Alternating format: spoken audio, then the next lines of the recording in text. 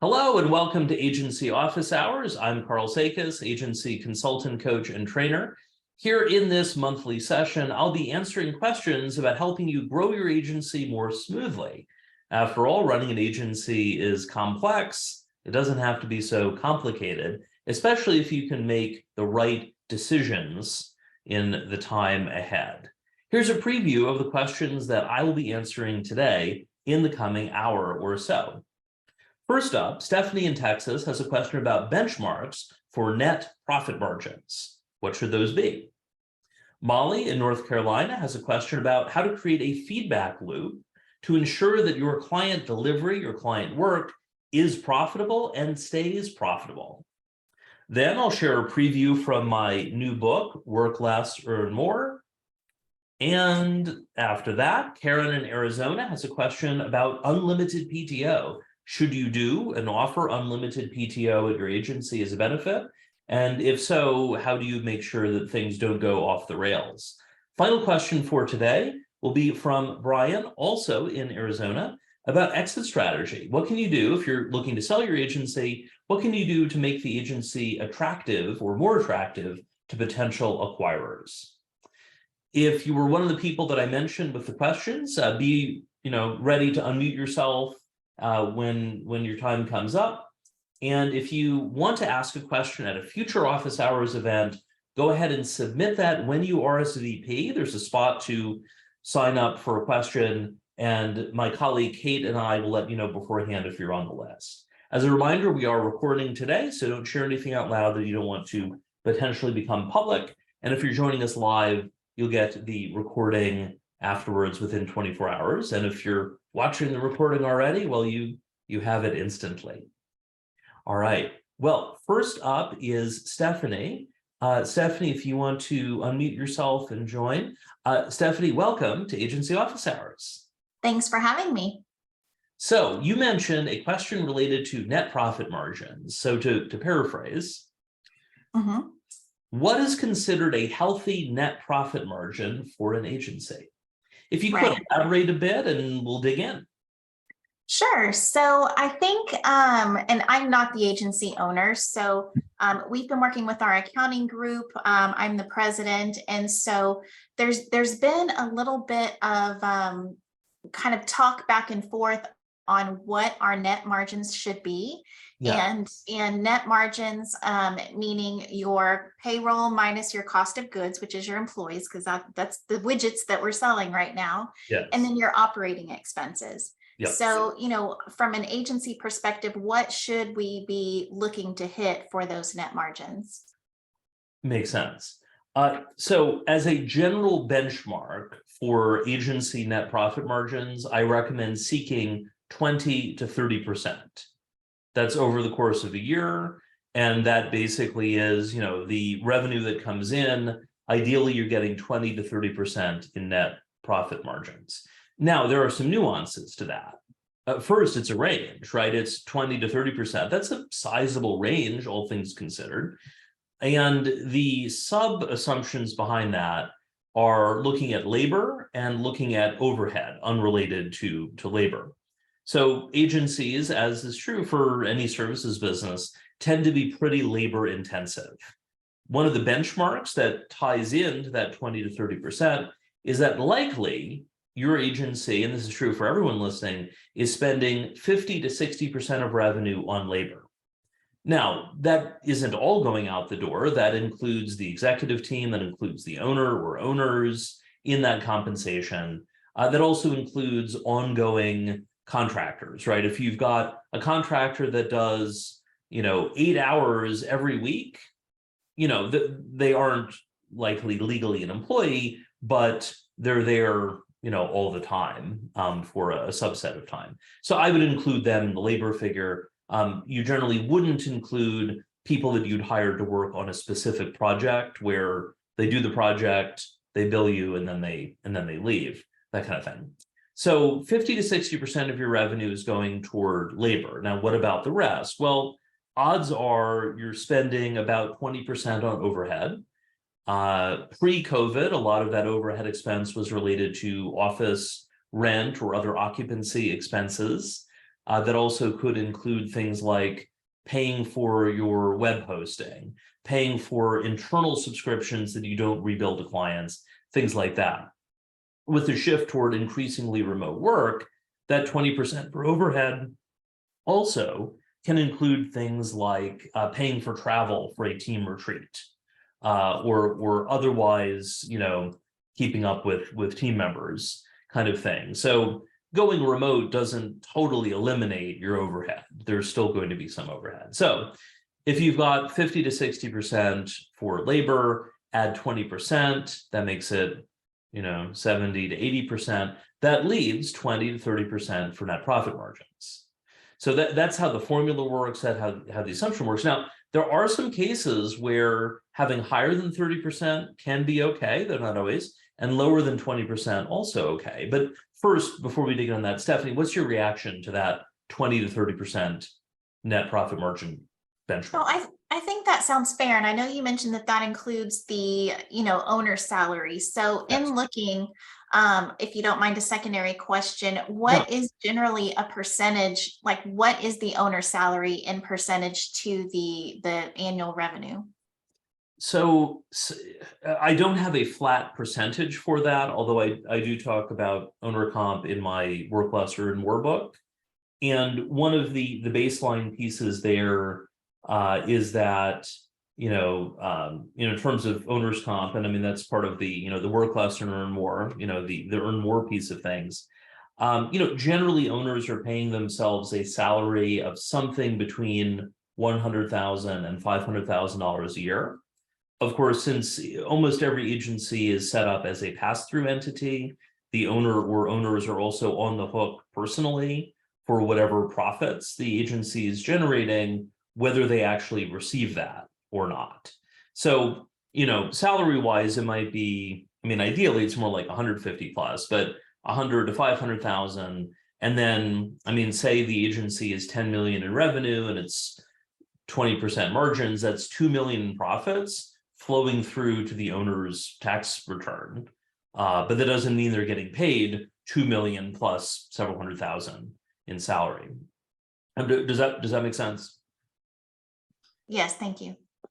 It also tends to be more complicated when agencies are top heavy, either if there is a lot of kind of a large executive team or multiple owners. In my consulting work with over 400 agencies, every inhabited continent, if an agency has, say, 3 owners, they tend to be paying each owner quite a bit of money.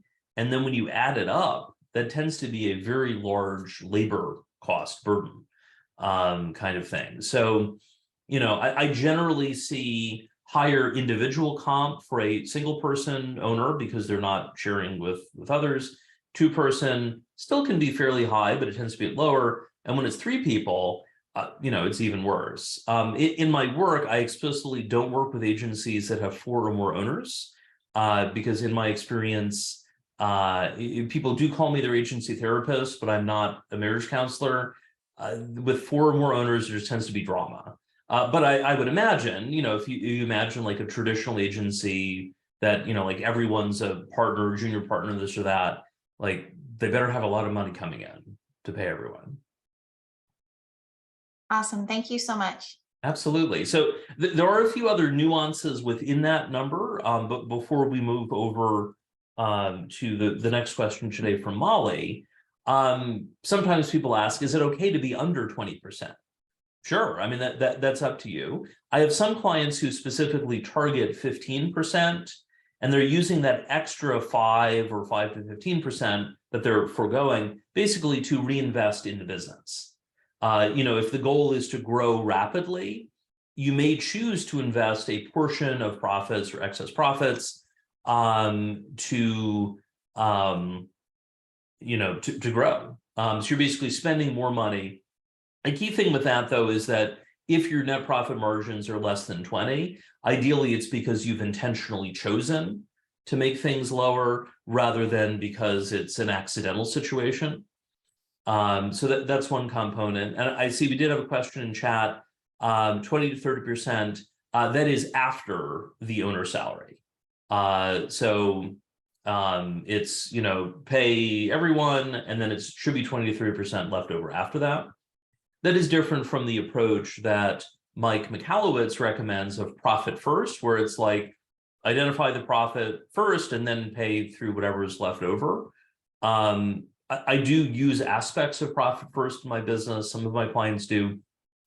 The challenge is that often you've built this team that is fairly expensive, and the only way in practice to switch to profit first would be to do layoffs if an agency is overhired.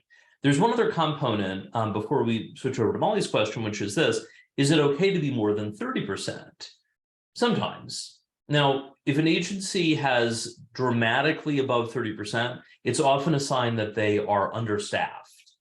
So if an agency comes to me and saying, no, the team's overworked, and it emerges that their net profit margins are, say, 40%, they should be putting some of that excess above 20 to 30 toward hiring more people. In an extreme case, an agency owner in Australia reached out a number of years ago, and he said that his net profit margins were 65%. I mean, that would be great as a gross profit margin, all things considered. So I initially was like, he's probably miscalculating it. No, he was calculating it correctly, except he was hugely understaffed.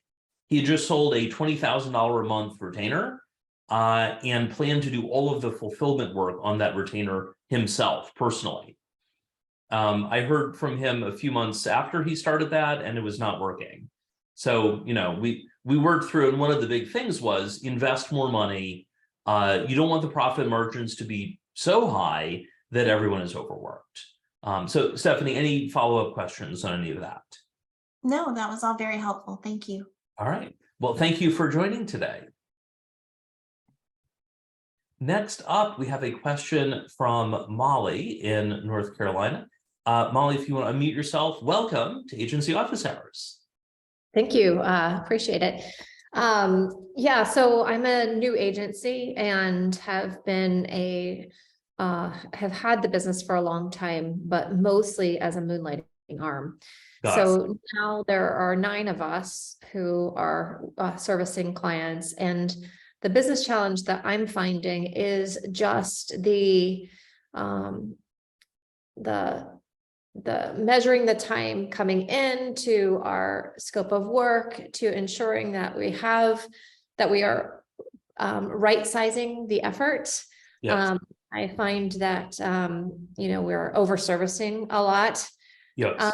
And so there's just this loop of lots of invoices coming in and retainers, and everybody is a contractor, and so matching that to our timekeeping, to our billing, and the accountability and the transparency, and just so is there a best practice around that, or is the answer to get everybody on salary as fast as possible so we don't have the issue? Well, so there are a lot of pieces going on there. Let's work through the different pieces. So at a high level, the key question is, how do we ensure that the work the agency is delivering is profitable and stays profitable? But there are a few pieces within that. First, your experience about shifting from doing a lot of freelance related work to becoming an agency, that's a common path to people I work with, where you're good at what you do. Clients want more and more help. You keep raising prices. They still want your help. Okay, then you hire more people to help, and then suddenly you're running a business. So that is a common situation. But of course, the question is, now what? So one immediate question to consider would be around your pricing model. When agencies start out, they're often doing hourly pricing, where it's, it'll take 10 hours to get it done. We're assuming $150 an hour, but it might be more or less, kind of thing. And that can make sense in the early days because you don't always know how long something's going to take. And so you want to get paid for it. And then over time, agencies tend to shift to the second pricing model, which is milestone based, or we can also think of that as deliverable based, where you charge a flat price for a fixed scope. And that could be a monthly retainer scope. It could be a project scope. The idea there is that you have a better idea of how long it'll take to get it done. You build in a bit of a buffer, and hopefully you make money if you get it done faster. that kind of thing. And then the third pricing model is value-based pricing, where you're charging based on something anchored against the value of what the client is getting. If we focus on the first two categories, because those are most common, hourly, aka time and materials, and milestone, aka deliverable based. So ideally, you want to make sure whether you're charging hourly or by deliverable, you're charging enough. And you don't have to share your exact pricing out loud, but a lot of times people might have charged as a freelancer, maybe $75, $100 an hour, but now that they're running an agency, they need to dramatically up their rates. Might be a minimum of 150 or even 200 or possibly more, depending on the work kind of thing. And that is critical to fund the overhead. You know, we talked in the earlier segment about, 20% of your revenue is going to overhead. You need to be charging for that to effectively subsidize the overhead and also subsidize owner labor within things. So that is a key starting point. Make sure you're charging enough in the first place. It is totally normal to have team members invoicing you, or if they're on salary, you're running the payroll, where you pay the team doing the work before the client pays you. So, you're effectively floating things, and that's normal. A key for that, of course, is you don't want clients to take forever to pay. I was reading that some enormous company was planning to do, instead of, not net 30 or 45 or 60 or 90, there were some that have gone up to net 180, like they're going to take 6 months to pay. Apparently, there was a new company that was looking at taking 360 days to pay. And I think one of the comments was, well, it's technically less than a year. Now, I wouldn't recommend for anyone on the call, don't work with a company that's going to do that. Like, as an independent agency, there's no way you can deal with that kind of thing. So, that's a bit of a challenge. But ideally, clients are either paying consistently each month, or even better, they're paying you in advance. So for instance, when I do executive coaching, the first month is due in advance. And we actually can't even schedule the initial calls until the payment is in and the paperwork is signed. And that's a good motivator. And this is true for everyone listening. If you've ever had a client who's like, we've got to start ASAP, we have to start yesterday, one of my least favorite phrases, we need it yesterday, kind of thing. As soon as you say, hey, we would love to start, we are glad to get started. The key to getting started is to pay the $15,000 invoice for the first month, and that will get us started. Suddenly, the client will now prove, are they serious about getting started yesterday? Or suddenly, when they have to pay money, do they start getting squirrely? So, the more you can get paid in advance or get paid at the beginning of the month, or if it's a case where it is variable each month, maybe there's a flat amount that you invoice every time, and then you invoice them at the end of the month for whatever the balance is, that kind of thing. That can be helpful, so that ultimately you're getting paid faster. The other piece, though, is consider, and this is true for any labor model, you're basically buying your team's time at wholesale prices. What you're paying them in their contractor fee or their salary, and then you're selling it at retail. So for instance, you might be, depending on the person, you might be paying $30 an hour or $75 an hour or something like that, but then you're billing clients 150 or 200 or 300, that kind of thing. So there is some markup built in to make up for the fact that you're floating things. And there's some other bits to dig into, but Molly, what's your reaction so far? What questions do you have? Yeah, I guess what's happening in our reality of the day-to-day is that we do have a markup, a 30% markup of wholesale to retail, because we're going over in our hours. Yes. That our profit margin is being squeezed. So the business essentially is able to pay every month everybody, but we're not actually, we don't have that profit each month. We have enough to pay the bills, but we're not, you know what I mean? So we're just in this really weird squeeze moment. And I don't know if I need to have more than a 30% markup, or if we are doing a poor job of scoping the buffer, or you know, where that is happening. But you know, like one of our goals this, you know, in 2024 actually is to buy a building so that we can add our tea house, but we won't be able to get there if we aren't actually saving. Yes. So I guess good news and bad news. To your question of do we need to do more markup than 30%? The answer is yes. The bad news is yes. And I mean, it'll be a challenge to get there, but you know, generally when it comes to markup, if you're talking about contractors, you're ideally taking whatever you pay them and you double it or more when you charge them to clients. So if a contractor is billing you at $80 an hour, you need to bill them out at least $160 an hour, but preferably you'd have them slotted more. And then if they're an employee, where although the employee's hourly rate is often half of what you're paying a contractor to do similar work, because you're giving the employee ongoing stability compared to what a contractor would say. Ideally, you are tripling or more what you're paying the employee. So you know, say you have an employee who's getting about $100,000 a year, that's about $50 an hour. Ideally, you are at least tripling that. You're billing them at $150. Of course, they're not going to bill for every single one of those hours. Part of what you're doing is you're charging more in order to cover their non-billable time. So ultimately, that would translate toward, rather than charging a 30% premium, that could be, you know, 100% or 200% premium. Got it. So that actually makes a whole lot of sense why we don't have extra. Yeah, and you know, you're not the only person running into this situation. Like this is a common situation. Now to fix it. Now, Kate, if you could share my article via the Shopify blog about raising prices. And this is true for everyone on the call, is the odds are you're probably undercharging in some way. And in the article that Kate is sharing, I talk about my portfolio approach to raising prices.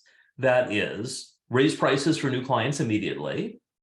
And then for existing clients, tell them, hey, new clients are now at this rate or this rate equivalent. You're locked in for a certain period of time. And then you'll go up to a somewhat higher, but not as high as the new client rate as a client loyalty reward. Key with this is you want to group the clients by category.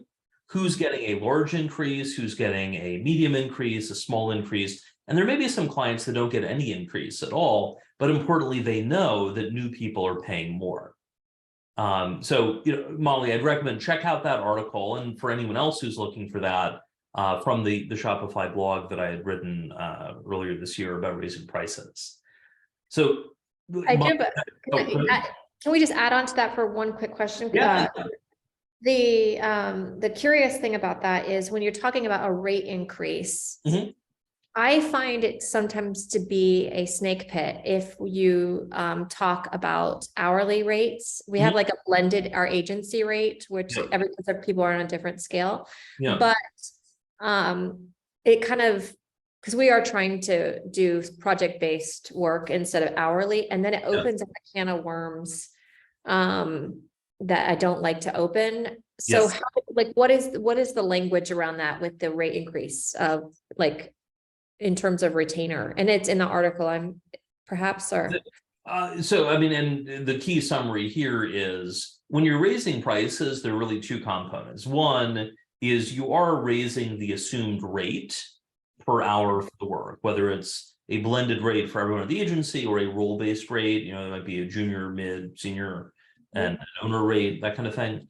But you're also typically expanding the scope, right? So it's not just charging more for what you're doing. You're charging more for what you're doing, but you're also growing the size of the account by recommending new things the client can do. So that is a key component there. On the part about avoiding getting into direct hourly rate, if an agency is charging time and materials, charging hourly, there's no way to avoid sharing the hourly rate because that's just the pricing model. If, however, you're doing things on a project basis or a fixed retainer basis, things like that, you basically would say to the client, say they're paying $7,000 a month. You would say, hey, as a heads up, new clients for the level of service you're getting would be paying $12,000 a month. So it's sort of a hypothetical. If new client were doing their specific scope, it would be, instead of 7, it would be 12. And then you might say, you know, we can keep you at the 7 for 3 months. And then instead of going from 7 to 12, we could go to 9,500 or go to 10,000 or 9,000, or you pick a number. The key is that it's going up. It's not going up tomorrow, but it's also not fixed forever. And one of the good things right now is that amidst high inflation, everyone, and this is true for everyone listening, your clients are expecting prices to go up. They may not love it, but they're not going to be surprised. I mean, they've seen their costs going up for non-agency services. So one other point about creating that virtuous cycle, Molly, before we head over to the next segment, is look for ways to improve your estimates. You mentioned that often are going over budget. There are a few things you can do there. And this is true for everyone listening. So say you want to improve your estimates. If you improve your estimates, you're going to make the agency more profitable because you're coming in at or below the estimate and you're getting paid for the work you're doing. One thing to do is to create a library of estimates.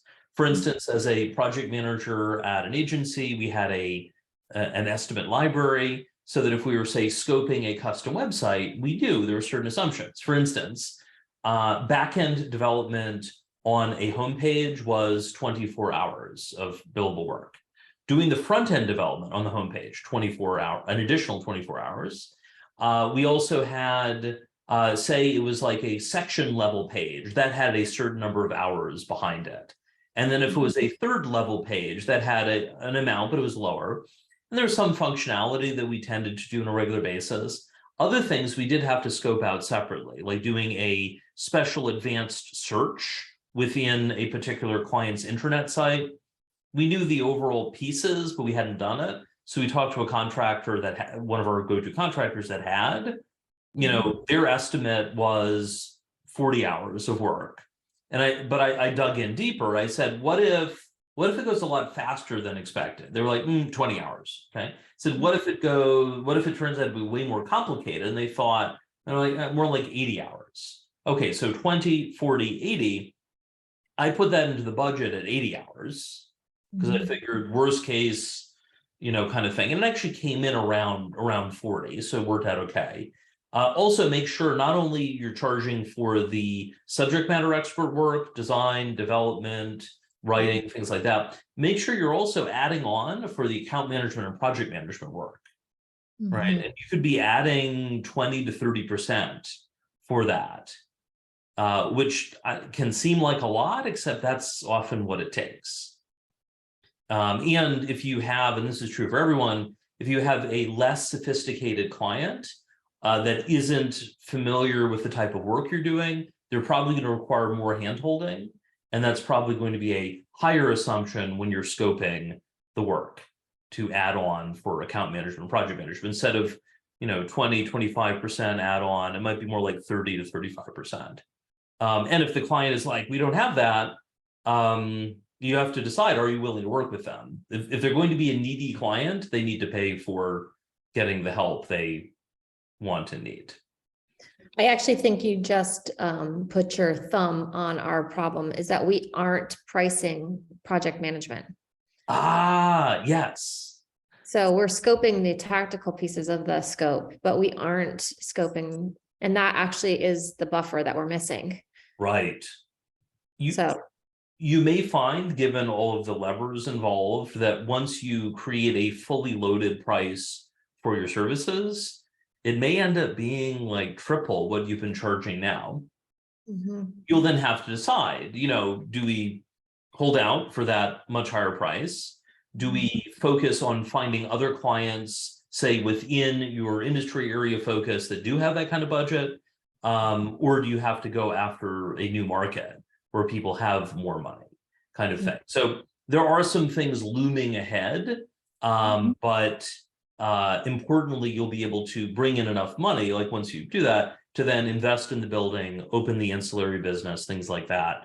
And so I'm glad we're talking now rather than 2 years from now. Yes.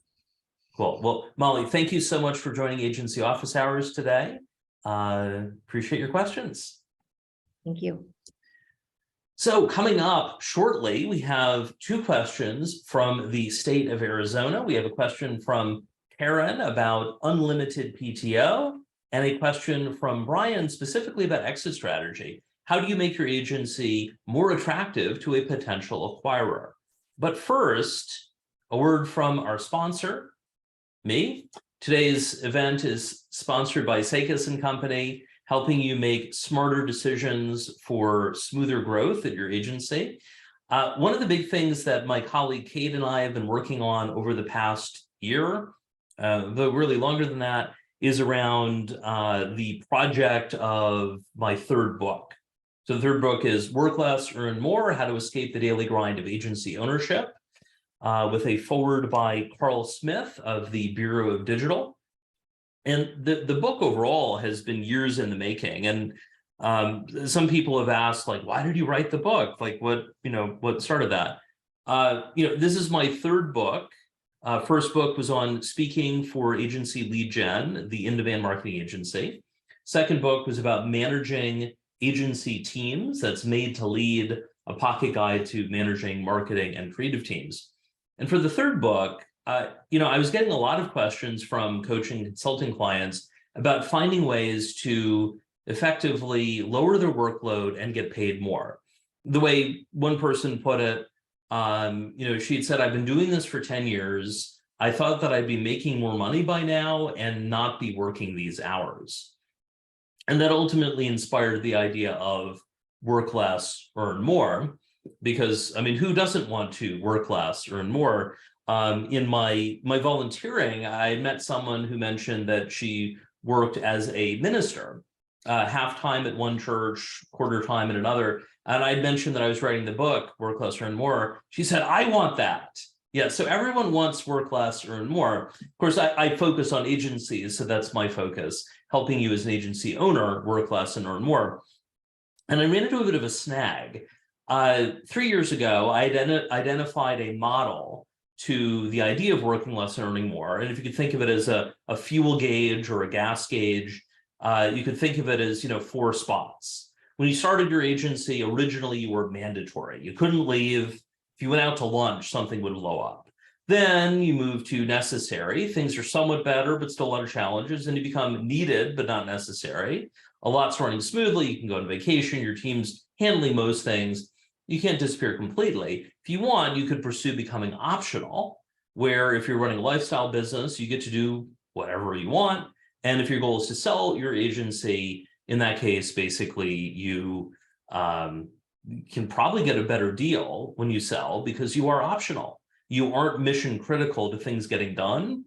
You'll probably get a better deal, and including likely a shorter earnout expectation, so you can move on to what's next. The challenge I had, though, was like, okay, great, we got the gauge that is in the book, but how do we help people through the process of getting it? When I'm doing consulting or coaching, I can help people directly through that and deal with challenges along the way. But how do we make it a do-it-yourself kind of thing? And I finally found the solution through my Work Less, Earn More bootcamp. The next edition of that, the 3rd annual program, is coming up in about a month. If you're interested in applying for that, applications close on coming up in just a few days, close on Friday of this week, December 16th, 2022. If you miss the deadline, you can get on the wait list for future editions. But what I found was that the work that I did to help guide people through in the group format how to work less and earn more gave me the additional pieces that were missing. The book is designed to be comprehensive, but not overwhelming. So it's coming in under 200 pages. I also, in the interest of reading things quickly, If you ever read something in the Harvard Business Review, HBR, they have a little sidebar box, kind of summarizing the article in a few bullet points. So every chapter has a TLDR, too long didn't read, section. There are also exercises. There's a workbook that, thanks to Kate from my team helping build that, has been really helpful. I mean, in a sense, you're basically getting a lot of the benefits of the $2,500 boot camp in the form of the book, whether you're getting hardcover, paperback, or the Kindle edition. So, my goal was to make things accessible pricing wise, so that if people wanted to work through that transformation, it wouldn't be prohibitively expensive compared to, certainly paying more for the boot camp or even more for one-on-one help. Kate, anything you'd add from your experience as the project manager for the book before we shift over to Karen's question? I think it's been really cool because I'm the event producer for the boot camp itself. And so watching how we format the boot camp and kind of condensing all of the amazing tidbits into, I have a copy too, into the book has been really, really cool. So I'm excited for everybody to be able to read this because it's been a while coming. Yeah, thank you. And by the way, if anyone listening is interested in writing a book, I would have thought the third book would have been easier than the first and the second. I was like, oh, I have it down. No, it has been harder because there's more that I want to convey, but convey it in a, a succinct way as possible. And then I have new ideas of what I want to do. So if you're thinking of writing a book, do it. And it probably will be easier the first time, maybe, compared to any future ones. So, if you've got that book in you, go ahead and share it. And if you want to chat about that, feel free to include that as a question for future office hours. All right. Well, 2 more segments left today. First up is Karen in Arizona. Karen, if you want to join, welcome to Agency Office Hours. Hello. I thought you were going to say, if you want to write a book, don't do it. But you said it doesn't get easier, which is also something I commonly hear. But I got a lot of value from your work last boot camp, and I am also going to order the book, and I look forward to reading it. Thank you. Thank you. And by the way, if someone is considering doing the next edition of the boot camp, you will get a copy of the Kindle edition before the general public. And as an alum, Karen and you and others will get access to that for free as well, as a thank you. Thank you. But if you want the hardcover, you will have to buy that. All right. So the question you had shared was around unlimited PTO. Specifically, should your agency offer unlimited PTO, unlimited paid time off, as an employee benefit? If you could elaborate a bit on the question, and we'll dig in. Yeah, so we are a small agency of just 6 people, so I don't offer like a standard package of medical health benefits, or even like extended periods of time off for things like maternity leave. So I want to shift, or I was considering shifting to an unlimited PTO policy, but I also was just curious from a pros and cons standpoint, what you've seen with agencies that have implemented that, but also specifically, how do you kind of manage that in in the situations where someone might have, or need maternity leave and want that extended time off, and you're saying like, okay, well, you've got unlimited PTO, so take that 8 weeks. Right. So just curious what you have seen other agencies do. And by the way, for anyone who's joining us live, if you either have unlimited PTO, go ahead and share that in chat. If you've considered it, go ahead and share that as well. Or if you've experienced it as, maybe in a previous role, if you're not doing it now. So unlimited PTO.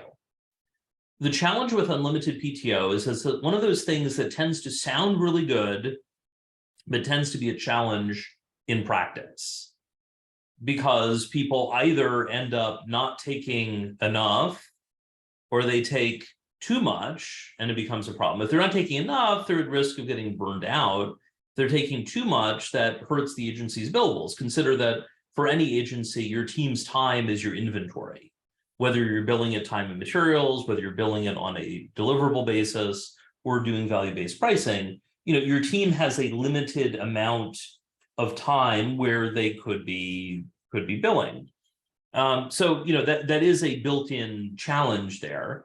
The other piece, though, the idea of taking too much or not enough, that builds in an implicit assumption, which is that there is an enough. And the problem is everyone is going to have a different idea of what enough is. Kind of a starting point when agencies start offering time off is usually about 2 weeks. That's in addition to holidays, kind of thing. But then it can just keep going, kind of going up from there. There is a shift lately toward, rather than having separate sick time and vacation time, to have unlimited or not unlimited, but to have paid time off instead, where it's not, are you sick or vacation? It's paid time off. You don't have to tell me what it's for, just use it for whatever you need, which I think is a good shift, right? Like, why should people have to distinguish between sick time versus vacation time? So good on the shift toward PTO. Now, the unlimited part, though, can become a challenge because, if someone isn't taking any time off, and this is where a lot of agencies struggle, where maybe, say there's an unlimited PTO policy, but the owner, and Karen, I'm using this hypothetically, like, the owner, whoever it is, never takes time off. Like, what kind of message is that sending to the team? Yeah, you got unlimited time off, but you really shouldn't take it. Like, that's a problem. On the other hand, if people are taking so much PTO, they're not getting the work done, that is its own problem. For instance, a client mentioned a couple months ago, they had a team member who was taking a Friday off, and she was, kind of newer to the industry. She did not complete a key deliverable that was due late Thursday, and then she just took the day off on Friday.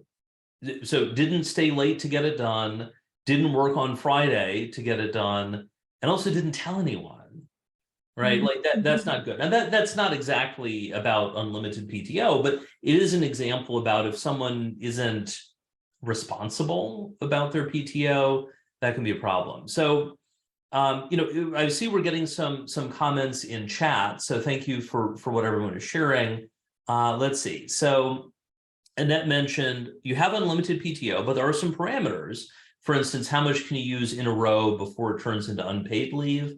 I like the idea of having a parameter. It's, I guess in a sense, that's kind of like unlimited bandwidth from your mobile provider, for your cell phone.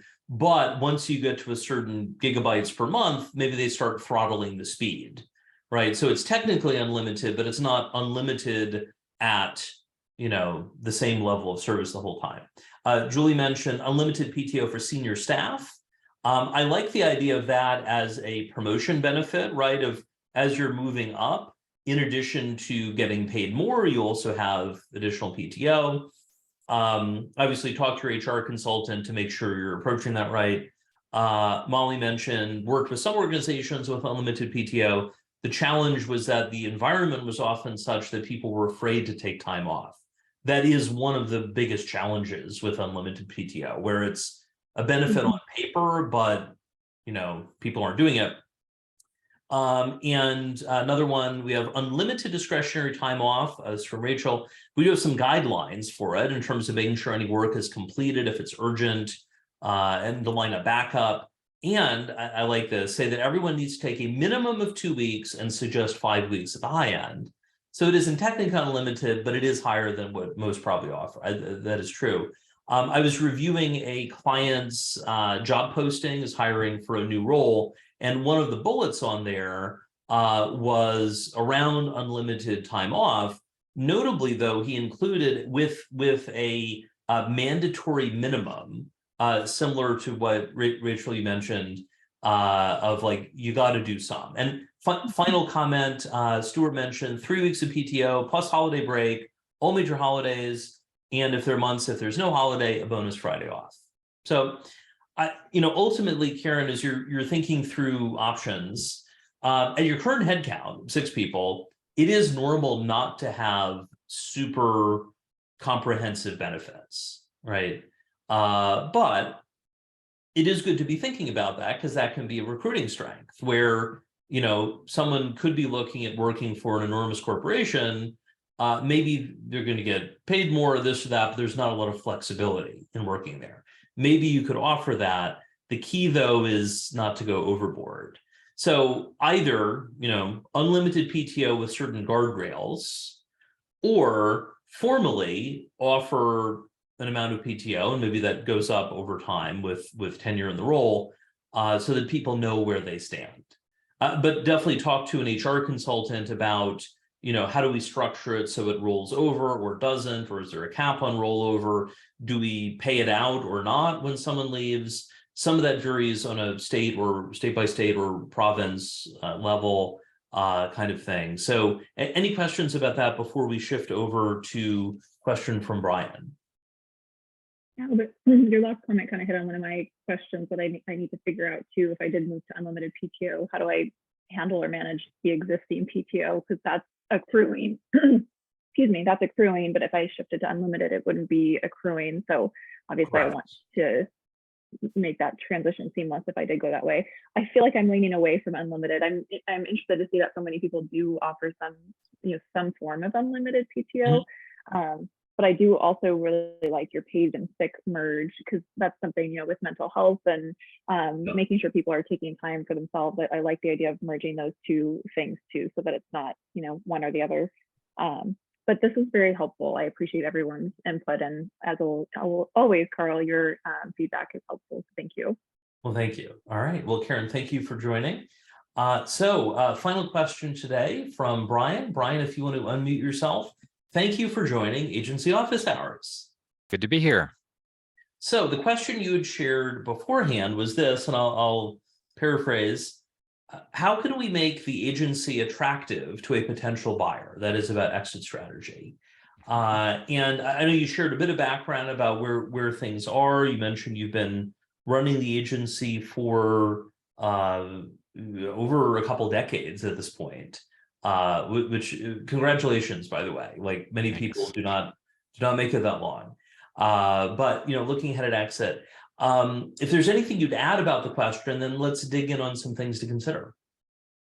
So it's time to think about retiring and doing some traveling and enjoying life. I've worked my hours, and agency hours can be longer than most hours. Yes. I've talked to a business broker, and he's got balance sheet type answers, but I was just curious, in the industry, if there are things you've seen that would make a company more attractive to acquire to grow the other company.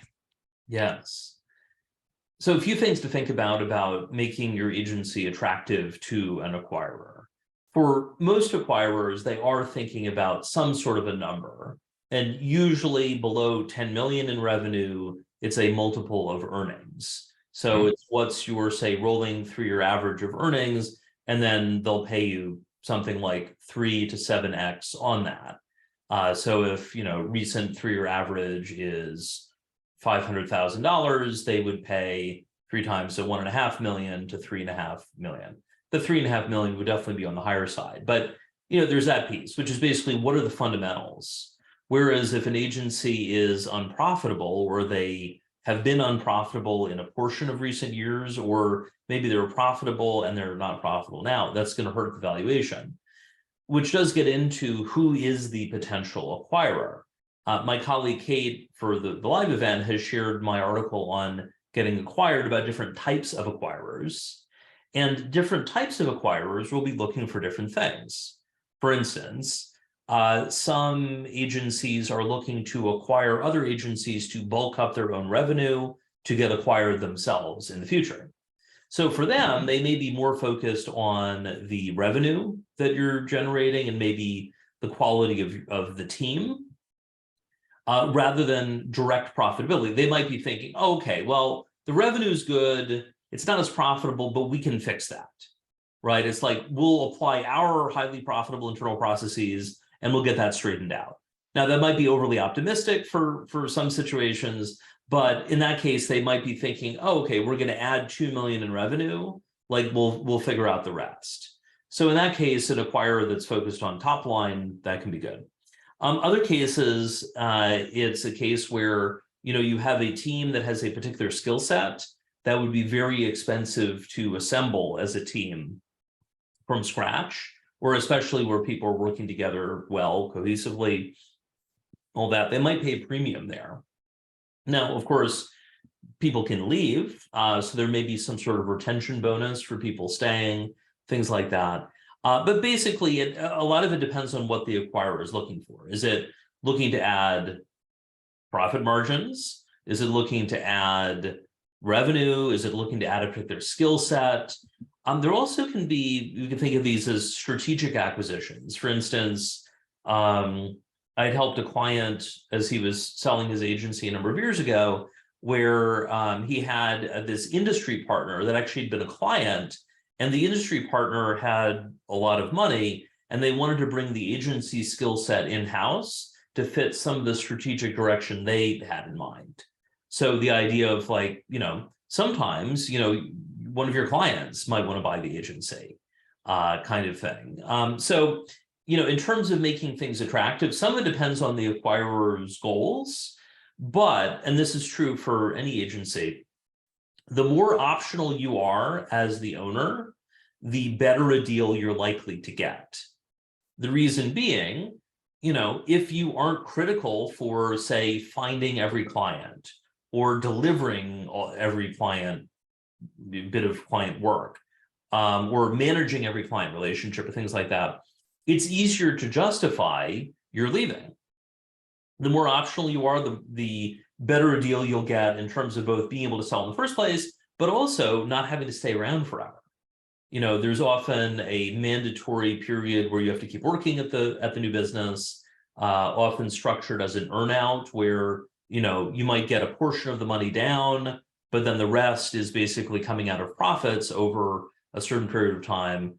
Part of it is you sticking around to make sure the profits happen, right? Because otherwise you're not going to get paid the full valuation if you don't hit the certain number. So the more optional you are, like an acquirer might say, we want you to stay for 3 years. And you're like, I want to stay for 1 year. Look how optional I am. And maybe you end up settling on 1.5 years or something. So, the more optional you are, the easier it is to shorten a potential earnout requirement. What questions or what's your reaction on that so far? All good stuff. No surprises there. Do you see most agencies being acquired by other agencies or by somebody getting into the business new? It's usually other agencies, but sometimes it is someone who, saw Mad Men and forgot that was, 60 years ago and, kind of wants to get into the business. A friend worked on Madison Ave in the 70s, so sort of, as the Mad Men characters might have been getting ready to retire. And one of his comments was, if someone's office door was closed, it wasn't because they were doing something, inappropriate. The office was closed because they were doing freelance work for their freelance clients. And I said, wasn't your boss concerned about that? Like, to be like, what's going on? And he was like, no, because he was working on his freelance clients. Yeah, such as it is. A key thing to think about as you're evaluating potential options, and you'd mentioned talking to a broker, generally working with a business broker, preferably one who's familiar with agencies, is the best way to get your agency out to a wide potential audience. Kind of like if you're selling a house, you want to hire a realtor and get it in the multiple listing service so that it's out publicly to as many people that might want to buy as possible, as opposed to doing some sort of a private listing. There are some cases where doing basically more of a private, not advertised sale can make sense.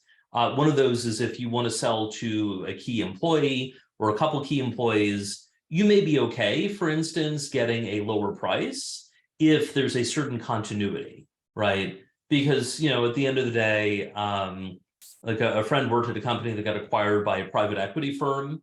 And I reached out and we're like, are you okay? And she was like, yeah, nothing's changed. I'm thinking that's overly optimistic. Like private equity companies don't acquire companies because they're nice. They want to squeeze out, expenses and boost profits and flip it in a couple of years. And they don't really care about the people involved. So, you may choose an acquirer that is offering somewhat less money, but is creating a better experience for you and your team.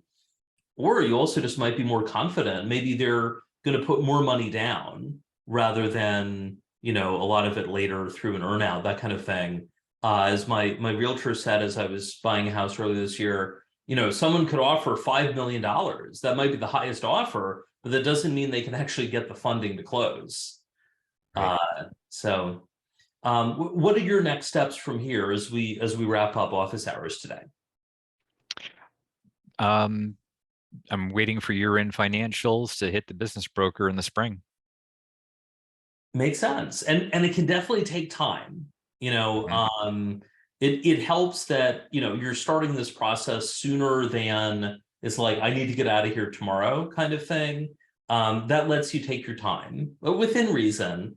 The one thing to weigh, and this is true for everyone, if you get an offer, is this, it's not necessarily, is this the best offer, but is this the best offer where you are now? For instance, a client had turned down a 7x earnings offer, and then a year later, the acquirer showed up again and said, we'll give you 8x, which is incredibly high relative to where things are. And they declined. And now, would they get 8x from that same acquirer now that interest rates are higher and all that? Probably not. So, you have to decide, is it time? Is it good enough? And if the answer is it's not good enough, what is it going to take to boost your numbers and otherwise get a higher valuation in the future? Unfortunately, there's no perfect answer on that, but that is something that anyone has to decide. And if you want a deeper dive on dealing with, mergers and acquisitions, the Rand Fishkin book, Lost and Founder, is quite good. Okay. One of his core advice is don't work with a venture capital firm. Agencies certainly shouldn't. If you want to do a high growth startup, you're kind of stuck with that, but such as it is. So, Brian, good luck with everything, and let me know how it goes. Thanks, Karl. Appreciate it. Absolutely. Well, thank you everyone for joining Agency Office Hours. That completes this month's program for December 2022. We're here just about every second Tuesday of the month. If you have a question you'd like to submit for a future event, go ahead and include that when you RSVP. Kate or I will let you know if you're on the list, and we'll go from there. We do have the registration link for all of the 2023 events available. I think Kate has shared that in chat. And if you're watching the video, you'll see it in the recording as well. Thank you, everyone. I hope you have a great end of the year. I hope your 2023 goes really well. Thanks for joining, and good luck out there. Take care.